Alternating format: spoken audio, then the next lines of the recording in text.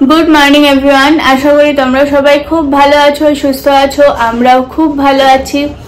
এখন আমি এসেছি বেলেঘাটাতে।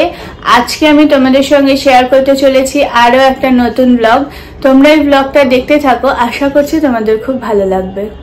আচ্ছা, তোমরা কে কে আর মাছ খেতে ভালোবাসো? আমি কিন্তু ছোটবেলা থেকেই খুব ভালোবাসি। আজকে আমি তোমাদের সঙ্গে আর মাছের একটা রেসিপি শেয়ার করব। আমার মা রান্না করবে মূলো দিয়ে আর মাছ। তোমরা কে কে এইভাবে আর মাছ খেয়েছো আমি জানি না, তবে যারা যারা এখনো খাওনি তারা আমার এই রেসিপিটা দেখে ট্রাই করতে পারো। আমি কথা দিচ্ছি তোমাদের কিন্তু খুব ভালো লাগবে। তো চলো এবার মা রান্না শুরু করবে, দেখে নেওয়া যাক। তোমাদের সাথে আমি শেয়ার করবো এখন রেসিপিটা। তোমরা দেখতে থাকো, আশা করছি তোমাদের ভালো লাগবে। গ্যাস অন করো, চাপিয়ে দাও কড়াই। কড়াই যখন গরম হয়ে যাবে সেখানে অ্যাড করো 5 থেকে 6 টেবিল চামচ সরষের তেল। তোমরা তোমাদের স্বাদ মতো একটু কম বেশিও দিতে পারো। ধুয়ে রাখা মাছের সঙ্গে অ্যাড করে দাও স্বাদ মতন হলুদ গুঁড়ো, লঙ্কা গুঁড়ো এবং নুন। সরষের তেলটা গরম হয়ে গেলে সেখানে ফোড়ন দিয়ে দাও কালো জিরে। তার কিছুক্ষণ পর ওই মাছগুলো দিয়ে দাও, দিয়ে ভালো করে নাড়তে থাকো এবং যে বাটির মধ্যে মাছ এবং মশলা দিয়ে রেখেছিলে বাটির মধ্যে একটু জল দিয়ে সেই জলটাও অ্যাড করে দাও কড়াইতে।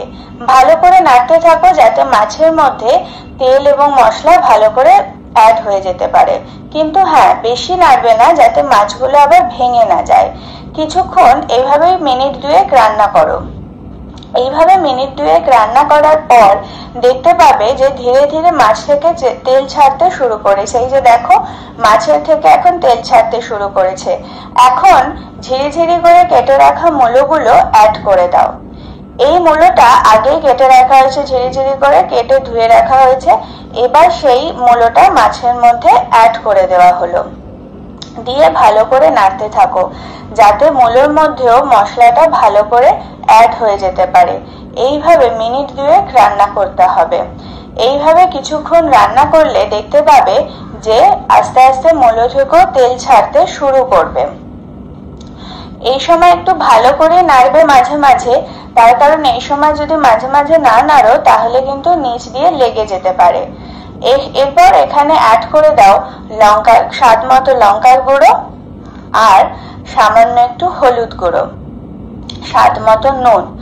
চিনিটা অপশনাল, যদি তোমরা কেউ কেউ মনে করো চিনি দিতে পারো, কিন্তু মা এখানে চিনিটা দেয়নি, আমরা দিই না। কিন্তু যদি তোমরা মনে করো স্বাদের জন্য একটু চিনি অ্যাড করবে তাহলে সামান্য একটু চিনি অ্যাড করতেই পারো। এবার ভালো করে নাড়তে থাকো, কারণ এই সময় যদি ভালো করে না নাড়ো তাহলে কিন্তু নিচ দিয়ে লেগে যাওয়ার সম্ভাবনা প্রবল। এইভাবে ভালো করে নাড়তে থাকো যতক্ষণ না রান্নাটা পুরো কমপ্লিট হয়। কিছুক্ষণ পর দেখতে পাবে নিচ থেকে তেল ছাড়তে শুরু করেছে, তখন একটু জল অ্যাড করে দাও।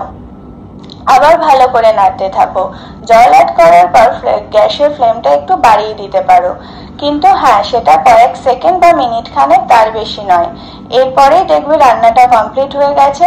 এরপর নামানোর আগে ওপর দিয়ে একটু ধনে পাতা কুচি দিয়ে দাও, তাহলে স্বাদটা বাড়ে। কিন্তু তোমরা যারা ধনে পাতা পছন্দ করো না তারা কিন্তু ধনে পাতা নাও দিতে পারো, এটা অপশনাল।